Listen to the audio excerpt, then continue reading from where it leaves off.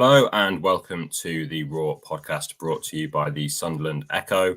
My name is Joe Nicholson and I'm joined by my fellow Sunderland writer at the Echo, James Copley. We're back to talk about Sunderland's first games of pre-season and the latest news coming out of the Stadium of Light. So James, how's things this afternoon? Yeah, not bad, thank you. All good. Looking forward to talking about some games, some transfer stuff. Nice that the football's back. Shame about England last night, man. That was a tough one to take, but I think Spain probably were the best team in the tournament, you have to say. Yeah, still a bit raw. We're recording this on Monday afternoon, the day after the night before, but we're here to talk about Sunderland, who were back in action. Two teams took to the field on Saturday, two friendlies on the same day, with the squad split into two sides consisting of first-team players and under-21s players. The first team won 5-0 at South Shields, 5 different goal scorers as well. Patrick Roberts, Trike Hume, Chris Rigg, Eliza Mayenda and Adil Ashish all getting on the score sheet. The second team were then beaten 2-1 at Gateshead with Jack Clarke scoring Sunderland's goal from the penalty spot. James, you were at both games. I was just at the Gateshead match. So we'll start at the first game against South Shields, convincing 5-0 win. So what were your main kind of takeaways from that match at the first Cloud Arena? I thought it was really interesting, actually. What caught my eye initially was Chris Rigg alongside Dan Neil. I thought that was a really interesting partnership. I'm really curious to see how that develops, whether it's something Regis Labrie will use in championship games next season. Obviously, Chris Rigg's decided to stay at Sunderland.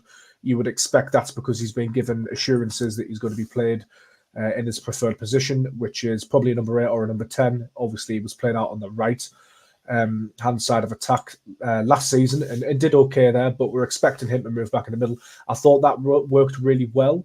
They sort of dovetailed quite nicely when one went forward, the other one would sit. I would say Daniel was probably the number 6 in that partnership, but Chris Rigg is so combative. He was flying into tackles, winning the ball back. His intensity really impressed me.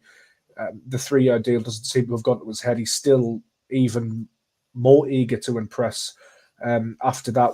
So that was good to see. I thought Leo Hjelde going into centre-back, I think that's probably something we're going to see a little bit more often, whether he starts there. Obviously, you'd expect that to be Ballard and 09 as the season starts. He obviously played more as a left-back since coming in last January. That was interesting. Obviously, you had the trialist goalkeeper as well. The former Stoke City man, I'm just going to call him Blondie because I can't pronounce his second name. Yeah, I've had his name written down, but you can try and pronounce it rather than me. No, I'm not going to, Joe. You won't get me. I'm going to call him Blondie because that's his first name, and I'm sticking with that. I thought he was okay and didn't really have much to do at all in the first half. Distribution was decent. He shanked one sort of early on in the second half and then improved. Sunderland were 5-0 up. Roberts played well, Hume played well, Adil Ashish in that number 10. He played well. I was really impressed with Romain Mundle out on the left wing as well. He really had the bit between his teeth. And then halftime came and went, and then it was just sort of a bit of a non-event in the second half. South Shields changed their team entirely, stuck on a load of youngsters. Sunderland did similar in the 70th minute, although Crompton did come on for Ballard before that. And I think Kelly was on slightly earlier than everybody else. Yeah, Kelly came on for Rigg, I think. And then Sunderland brought the likes of Bainbridge, Harrison Jones on, and a few others as well. And it just sort of petered out as a game, as you would expect. But, I think it's interesting, isn't it, to look at pre-season games. Interesting to see what Regis Labrie was trying. Obviously, a 4-2-3-1 in both games. But as we've discussed on social media, as we've discussed in private over recent seasons, it's really hard to draw too much from the games, isn't it? Because they were sort of chalk and cheese, really, the two performances. New man getting his feet under the table in the dugout. It's really hard to say, how Sunderland will do this upcoming championship season based on those two games, although there was a lot of sort of interesting things to sort of look at, I would say. Another thing that seemed to come out of the South Shields game, you'll be better placed to comment on it than me, was a high press that Sunderland seemed to be kind of implementing. It wasn't as evident in the Gateshead game, in the second game, where Gateshead saw a lot more of the ball, particularly in the first half. But it seemed like, from the reports and from what I heard, that that Sunderland were trying to press high under Labrie, albeit against lower league opposition in South Shields. And it'll be interesting to see when they do play against, higher quality opposition, if they can still implement that. But was that something that was quite evident from the start then at Shields? Yeah, it was, and I should shout out Eliza Mayenda as well, who started up front and played well, scored his penalty. I would say Mayenda and Rigg did really press from the front. Aushish did as well. But again, the caveat to that is that South Shields were really poor at the back. They were trying to play it out from the back as well, I would say, under former Sunderland and Newcastle coach Elliot Dickman. But there was just extreme levels. So it's really hard to judge. Yeah, yes, I would say that was probably a deliberate ploy. Whether that translates to success in championship games, I'm not sure, because South Shields were just, they were a non-league team at the back, and Sunderland were able to exploit that, as you would expect. What I will say, it was nice to see Patrick Roberts sort of, nearing his sort of more productive sort of form. He looked really sharp, looked really good. He obviously struggled last season a bit in terms of his output. I think if Sunderland can get him back fit and firing, that's going to be a massive boost to Labrice. And I think it was his first goal in sort of any competition in about a year as well. So good to see him back, and hopefully that's a big positive going forward. Yeah, it definitely feels like a big year for Roberts. Obviously didn't hit the heights last season as he had done the year before, but you mentioned Mayenda, and he's an interesting one, and someone I wanted to come on to, because Sunderland's striker situation, I think it's quite clear the club wants to bring in at least one new striker in this summer's transfer window. They've still got 3 strikers on their books in Eliza Mayenda, who was on loan at Hibernian last season in the second half of last season. They've got Nazir Rusin, who started the Gateshead game and actually won the penalty, which Jack Clarke converted, and Hamir as well, who came on in the second half of the South Shields game. So out of those 3, I would probably suggest that Rusin's probably still top of the pecking order, just a little bit older, a little bit more experienced. And we saw flashes of kind of what he can do last season. He scored 2 championship goals. Obviously, he was coming in from Ukraine and needed that bit of time to settle. Hopefully now, in his second season, he can have a bit more confidence, and with a full pre-season under his belt, we can see more from him. But Mayenda's another one.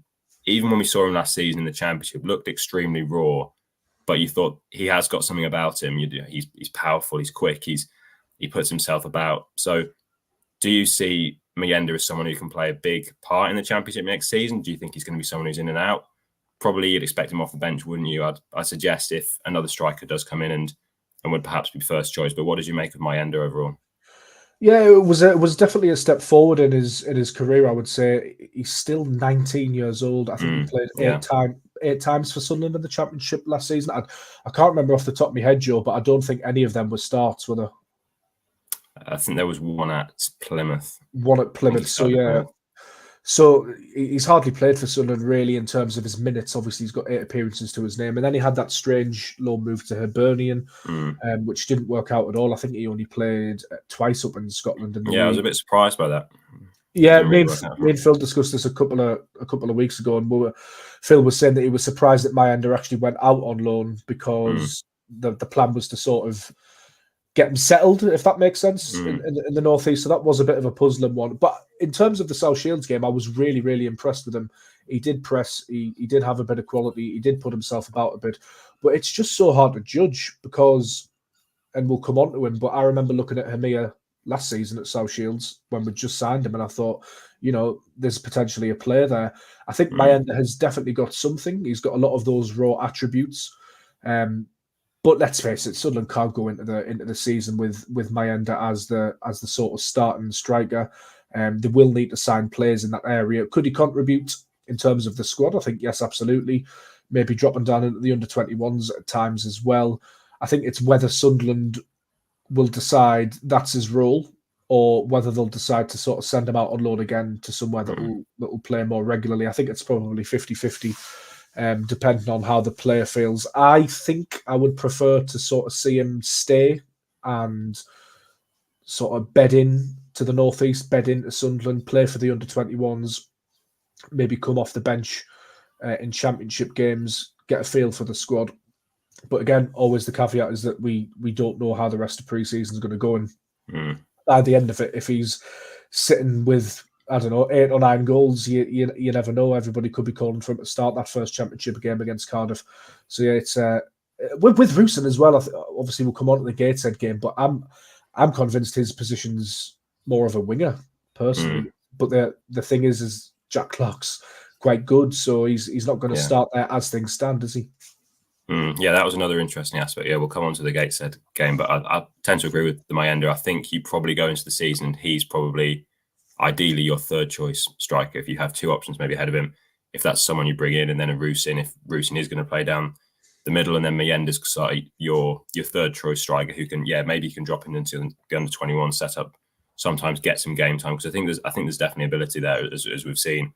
But still very raw and a lot of pressure to be throwing him in and giving him starts in the Championship every week. So he's definitely an interesting one to watch. And coming on to Rusin as well, you mentioned there he's possibly a wide forward, and I think that's where he predominantly played in Ukraine. But given Sunderland's situation, there's so many wide options. You just mentioned Jack Clarke there, but then you've got Patrick Roberts, and you've got people like Romain Mundell. We'll come on to the Gateshead game. Jewison Bennett's come back from a loan spell. He played against Gateshead. There's a lot of options in wide areas. And I said at the start that the squad was split into two between under 21s and senior players. But actually, you look at the two starting 11s, you'd probably say a lot of those you'd class them as senior players. I know a lot of them are young. People like Bennett are only 19, Mayenda, they are teenagers, but they've been brought in as kind of almost senior players in a very young squad. So the squad is pretty stacked at the minute in a lot of areas. And we'll move on to the Gateshead game now. Another, again, pretty on paper, a team you'd expect to probably beat Gateshead, but I thought Gateshead, I was actually really impressed with them. I thought the way that they played, they moved the ball very well. They set up with a back three and wing backs and really pinned Sunderland back, and you could probably tell that they'd been back for a few more weeks earlier in pre-season and were ready for the game. Sunderland, I just didn't feel got control in the midfield. It was a similar formation, 4-2-3-1 or 4-3-3. Three midfielders of Jay Matete, Elliot Embleton, and Joe Bellingham, and it looked a little bit clunky. You could kind of tell that they hadn't really played much together. Matete and Embleton obviously come back from quite long-term injury setbacks, and Sunderland kind of really struggled to get a control of the game, particularly in that first half. Equa came on at half-time and probably gave them a little bit more control, but struggled to really create too many clear-cut chances, which has been a familiar story, hasn't it, for the last year or however long. But what did you kind of take away from that Gateshead game? Kind of a case of, I think the main thing was getting minutes in the bank, but it just didn't quite click, did it? With those players coming in, and you could tell maybe a few of them hadn't played together as much. No, absolutely, and I think it's worth noting, although Sunderland should absolutely be beating Gateshead, I think Gateshead are a different proposition to South Shields, obviously in a different league. What happened at Gateshead last season was a disgrace with the team not being allowed to go into the playoffs. So that Gateshead could have been an AFL club this season, really. So they are at a level above. I'm not trying to give Sunderland players an excuse. I think you mentioned that midfield there, Jay Matete and Elliot Embleton, with Joe Bellingham in front of them. That's never going to be a midfield for a championship game. I don't think. I would be stunned if we see that as a midfield three for a championship game for Sunderland next season. And you mentioned about Embleton and Matete not having played much together. They haven't played much at all anywhere in the past sort of 6 months for Matete and 18 months and beyond for Embleton due to injury. So I did feel like, that was a sort of game where players were sort of coming back into it. You mentioned the two midfielders there who haven't played a lot of football, but Bennett as well. He was on loan with a Greek side called Aris, and I think he picked up an injury there. Rusin as well was coming back from an injury sustained towards the back end of last season. Dennis Serkin, although it was good to see him back, he's probably not at the levels that he would expect to be at yet. So I just feel like there's a bit of a caveat towards that Gateshead loss. You can't read too much into pre-season. I did think it was disappointing in places. I would have really liked to have seen a couple of players sort of stake the claim. But when you run through the squad and look at the issues that a couple of them have had in terms of injuries, I do think it is excusable.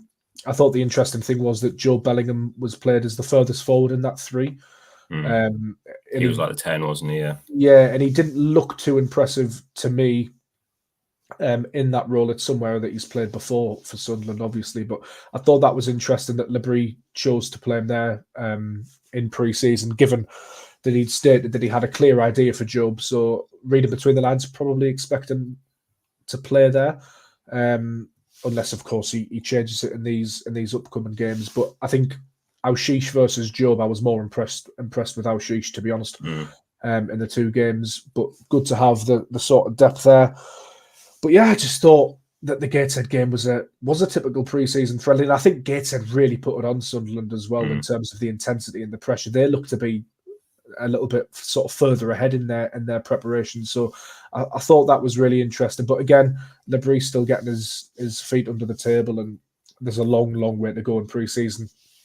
And I mentioned this on social media as well, and on the On the Whistle video that we do on YouTube, that I've seen sort of Sunderland draw in Dortmund and get relegated the following season under David Moyes. I've seen us win a lot of pre-season games and be terrible. I've seen us lose a lot of pre-season games and have a good season. So it's really tough to read too much into it. Mm-hmm.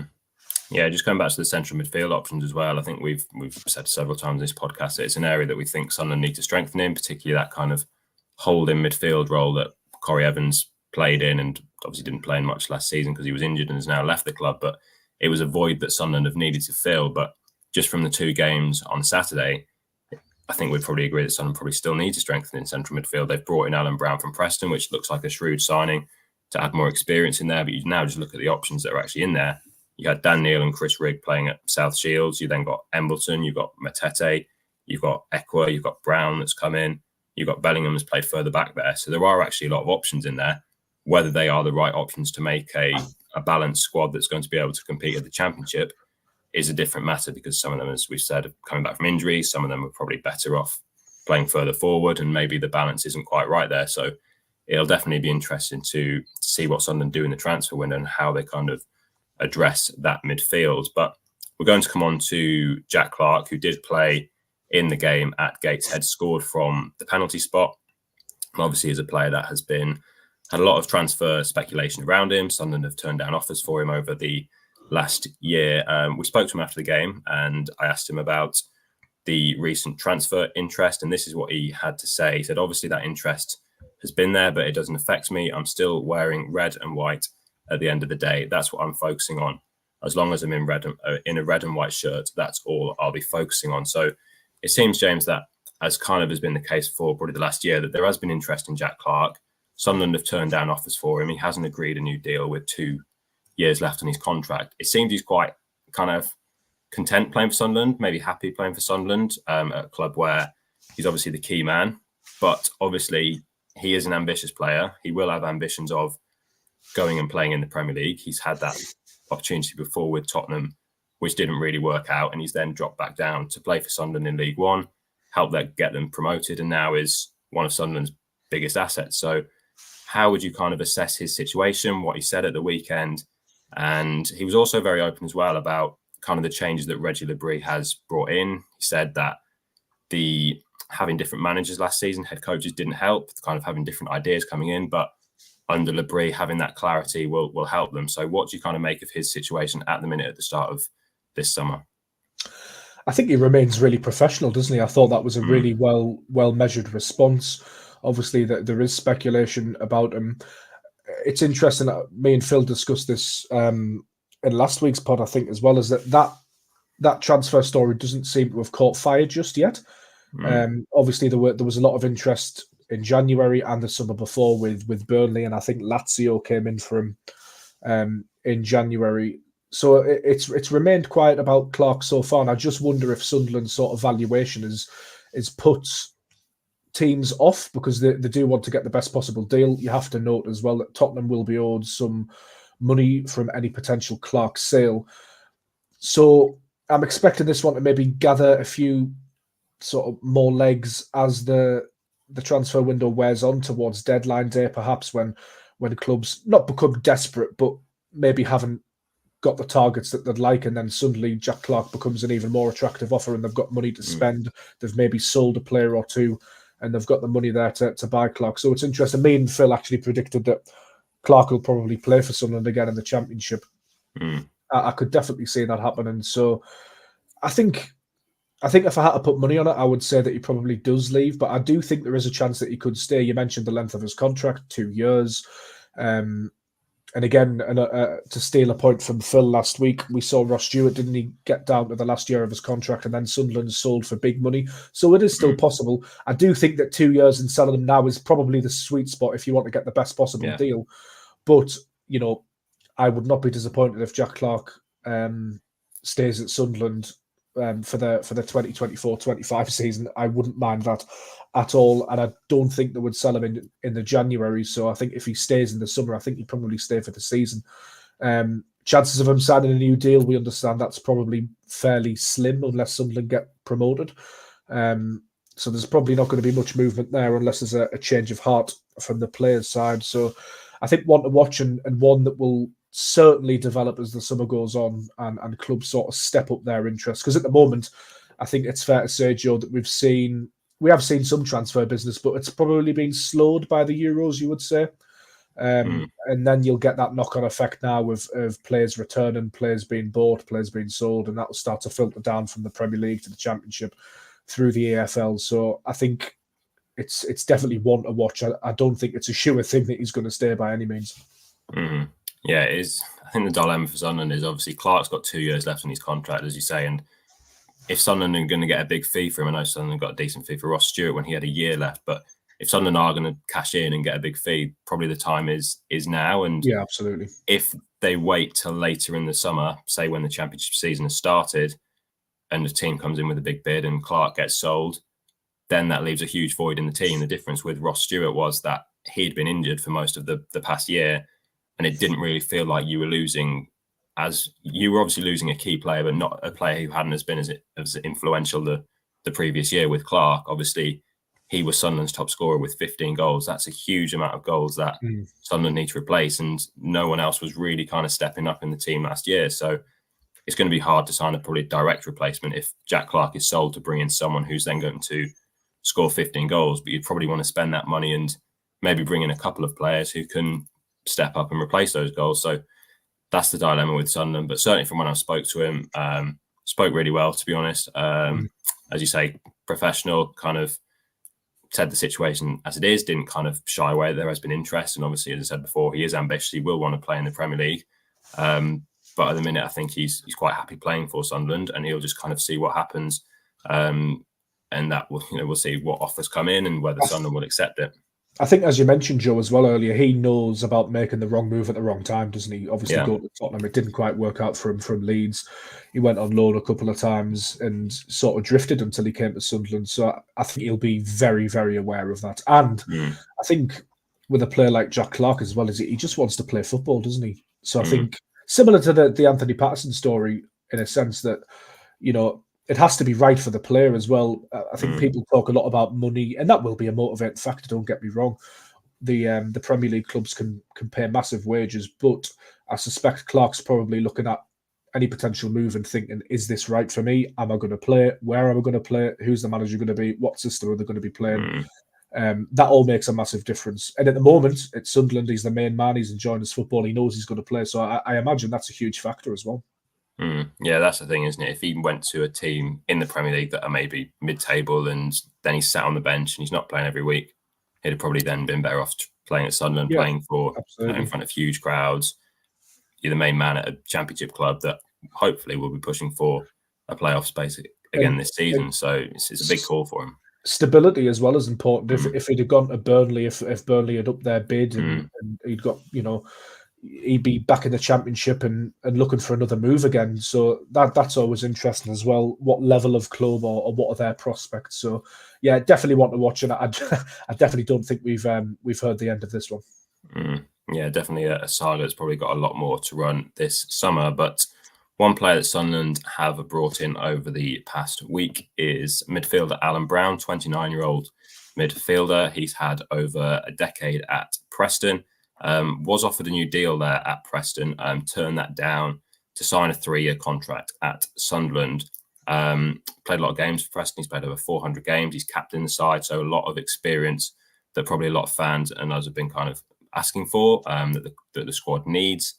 Experience, not just necessarily in terms of age, but in terms of Championship appearances, and he's got a lot of those under his belt. So kind of initial thoughts on that signing from what I've kind of read about him and and seen from other reporters from the Preston end, he seems like his best position is possibly as a box-to-box midfielder, someone who can get up and down the pitch, but he is quite versatile and can slot in different positions. So what are your kind of initial thoughts on that signing, James?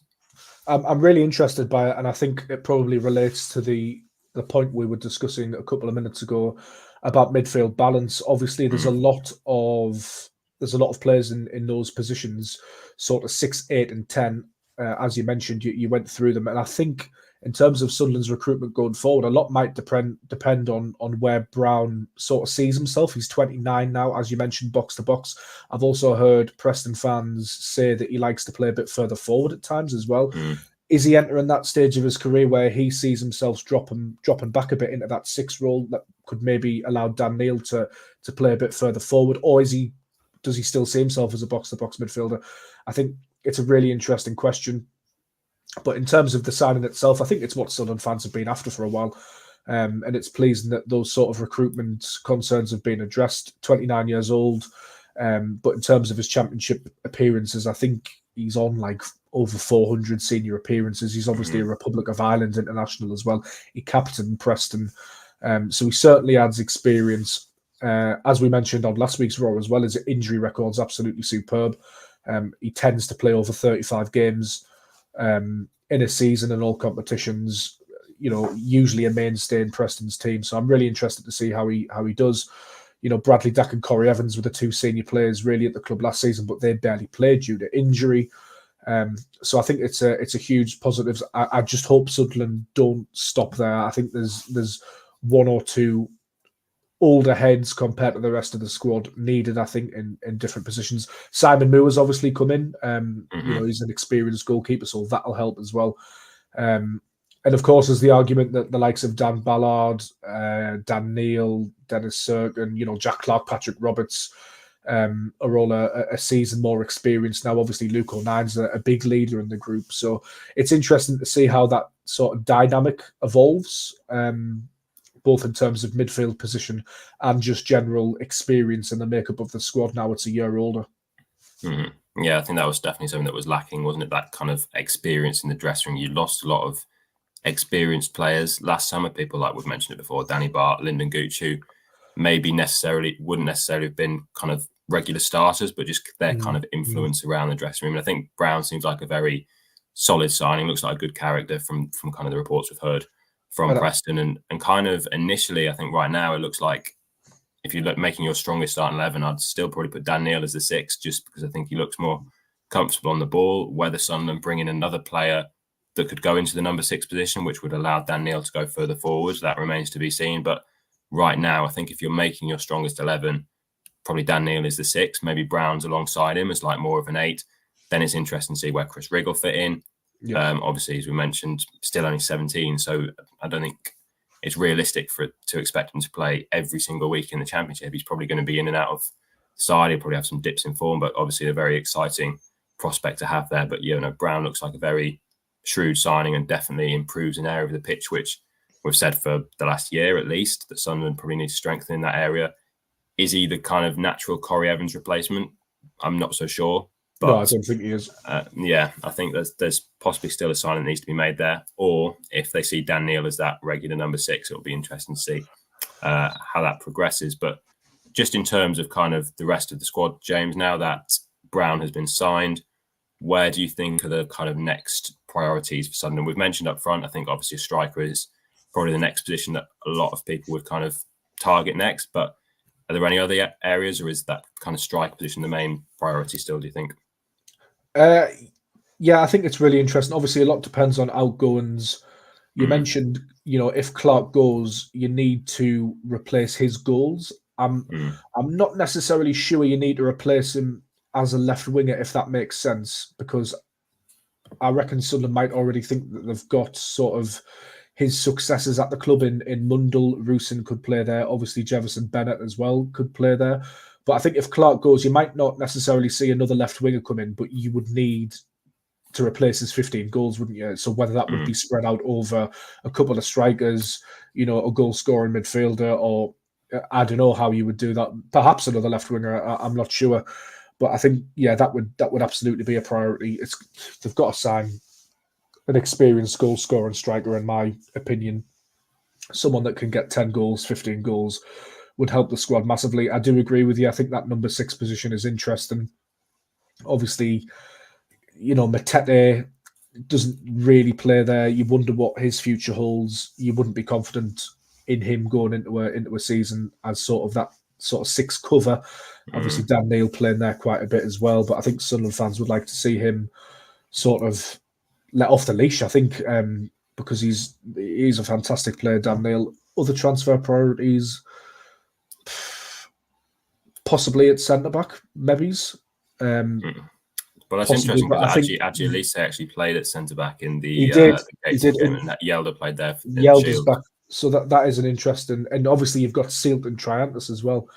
Triantis is an interesting one because he played in midfield at Hibs, so it'll be interesting to see where Sunderland play him. But I think there's transfer priorities, but a lot really depends on who Sunderland allowed to leave, and who they allowed to go out on loan. So Matete could go, Triantis could go. Embleton could go as well. And then all of a sudden you're looking thinking, right, okay, we actually need a few more bodies now. Bennett as well, I mentioned him. He potentially could go out on loan again. Mayenda as well. So if the right opportunity comes up for these players to go and play, Sunderland won't stand in the way. We know that. And then all of a sudden you've got a few more holes to fill. So yeah, really interesting summer ahead and hard to predict, really. You mentioned Triantis there, just to kind of round off a bit of injury news. The only senior player that didn't play in either the South Shields or the Gateshead game were Triantis and Abdullah Bar, who we understand both picked up injuries, so weren't involved. We're not entirely sure the length of those setbacks. And also Simon Moore picked up a knock, so he wasn't involved either. The other two, I think, are known in Sealt and Niall Huggins, who have got long-term injuries. Possibly won't expect to see either of them back before the end of this year. So fullback could be an area, actually, given the injury records of Serkin and Huggins. Like on paper, Sunderland have got a lot of fullbacks, but a couple of them do tend to spend a lot of time injured. Obviously, Elise can play there as well, but he spent a bit of time out injured, so that's interesting. I think it depends where he sees Elise, because if you look at Elise and Serkin, you've then arguably on paper got 2 strong left backs there. But if he sees Elise more as a centre half, then potentially you need backup for Dennis Serkin. Then you've got Human and Pembele on the other side. So it looks on paper like you've got 2 options for both positions, but it depends with Elise if he does move into a centre back spot, or if he changes the system. If he does go to a back 3, like we saw him play in France, Lebris, then maybe Elise and Serkin can play in the same team. So that'll be interesting to watch out for. Sunderland are away in Spain this week. Our colleague Phil Smith is out there for the Echo. He'll be flying out there over the next few days. Sunderland have 2 pre-season friendlies scheduled out there in Spain, so we'll bring you the full coverage of that as well. And it'll be interesting to see what sort of tactics and teams that Lebris plays. But just to round off a final bit of transfer news, another player who wasn't involved over the weekend at either South Shields or Gateshead was young goalkeeper Matty Young. He looks set to leave on loan. Looks like Salford are the front runners to sign him. That's why, as you mentioned earlier in the podcast, James, that the trialist goalkeeper, Blondie, we're calling him, formerly of Stoke, he played against South Shields. But looks like a good move, doesn't it, for Matty Young? Another loan move for him. And we also expect some of Sunderland's other goalkeepers, people like Adam Richardson, perhaps leave on loan. And that's why we're seeing this trialist goalkeeper come in and perhaps said he'll sign and then get some games in the under-21 setup. But these younger goalkeepers, people like Young, like Richardson, loan moves, looks like they would benefit them, wouldn't they? Yeah, I think so. Obviously, Matt Young had a really good stint at Darlington last season. He's really highly rated, obviously, England Youth International. But he wouldn't play behind Patterson as things stand. So another loan move to the National League will do him the world of good. I mean, you just have to look at another loan move to the AFL would do him the world of good after having been at the National League last year. You only have to look at England's goalkeeper last night. Jordan Pickford came up through the Academy of Light. He had loans in the National League and then went up to the AFL and then came back to Sunderland and broke in. So it's really sensible by the club. And, the player, I think, wants to play football as well. Similar to Chris Rigg, really, in a sense that he wants to experience things and play as many games as he can. So I think that's what will probably happen this week, I'm told. Notts County were interested, but they ended up signing Alex Bass from Sunderland. So it does look like Salford at the moment. But I think there's a lot a lot of interest in him, actually, understandably. So, yeah, I expect that one to happen. And I think, obviously, the academy manager, Robin Nichols, hinted at this when Dan Cameron signed his first professional contract at Sunderland, that he may go out on loan at some point this season. I wouldn't actually expect that during the transfer window. It'll probably happen afterwards at some point during the regular season, because you can go out on loan to the National League at any time. Adam Richardson, they were trying to get him out on loan last season before he got an injury. He then ended up coming back and playing for the under-21s as they got to the final. He's very highly rated as well. So I think they'd like to get him some experience. And as you say, that allows Blondie, if he does sign, to come in and play for the under-21s. There's obviously Kelechi Chibuetsi as well. So it's just, I think, cover. Obviously, Simon Moore's there, but you do need goalkeepers to sort of move up and down the age groups. But yeah, it's again another quite interesting area of the club at the moment, goalkeepers, because we always seem to be blessed with good goalkeepers, and we've got a couple at the moment, which is it's good to see. Mm-hmm. Yeah, and obviously Anthony Patterson as well, as we mentioned before. There's been Premier League interest in him. Not expecting him to leave this summer, but you just never know, do you? And certainly the goalkeeper one's an interesting one. Yeah, I think it is interesting with Patterson. The noises sort of coming out the club suggest that they don't expect him to go. From the conversations I've had, if he was to go, it would have to be like a really attractive move and a move that worked. Similar to what I said about Clarke, is that he would need to go and, play a certain amount of games if he was going to go to a top level club, because he's been linked with Arsenal, Liverpool. There's been interest, yeah. There has been interest. Obviously, Wolves, Leicester going back a couple of years as well. If he's going to go to one of those top clubs in the Premier League, he's probably going to be second choice. So he's not likely to do that unless he's given a really attractive offer on good money with a guarantee of cup games or European games, with a view to then integrating him as number one in a couple of seasons. So, as always, as we've said a million times on this podcast, the caveat to that is that it could all change and Anthony Patterson could go as the window winds down, but it just doesn't feel like one that's really expected. He's actually, what's his contract, Joe? His contract's is it 3 or 4 years? 2028, I think. He signed a new deal last year. So he's under contract for a long time. I think from the player's point of view as well, he's playing week in, week out. He had that amazing run of games, didn't he? What was it, over 100 consecutive starts for Sunderland until he was replaced by Nathan Bishop for the last home game of the season. So he had that incredible run. He's learning his trade. He's playing in front of a big crowd. He's obviously a local lad as well. So it just doesn't feel to me like now is the time, if that makes sense for Anthony Patterson. It may well come in the future, but I think his stock's on the rise. I think it's only going to get higher. And I don't think it makes sense at this moment. But you never know, if a Premier League club comes in with silly money, then it could make sense for all parties. But I don't see that one happening personally. Mm-hmm. Yeah, well, there's certainly a lot of transfer news to keep across, or transfer speculation. And obviously, pre-season is up and underway now. Sunderland, as I said before, they are flying off to Spain this week. And as I said, our Echo colleague Phil Smith is there, and he'll be covering all angles of that, as well as the 2 pre-season games that they're playing overseas. So in the meantime, you can head over to the Sunderland Echo website for all the latest news, and we'll be back with another podcast next week after those games in Spain. In the meantime, please do leave us a review or subscribe to the Raw Podcast on YouTube, Spotify, or wherever you listen to your podcasts. And you can also find us on Shots TV. That is Freeview channel 276. So once again, thanks a lot for listening to the Raw Podcast.